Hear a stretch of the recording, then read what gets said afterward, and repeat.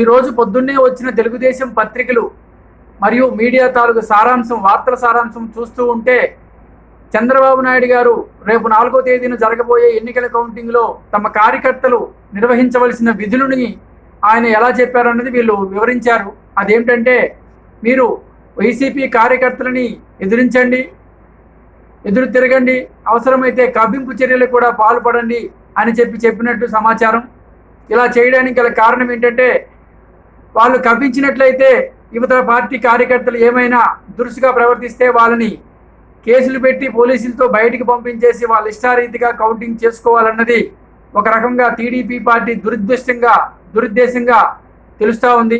కాబట్టి అధికార పార్టీ కార్యకర్తలు కానీ, వైసీపీ కార్యకర్తలు, నాయకులు కానీ కొంత సంయమనం పాటించి కౌంటింగ్ సజావుగా జరిగేటట్టు చూసుకోవాలని చెప్పి ఆ పార్టీ శ్రేణులు పిలుపునిస్తున్నాయి.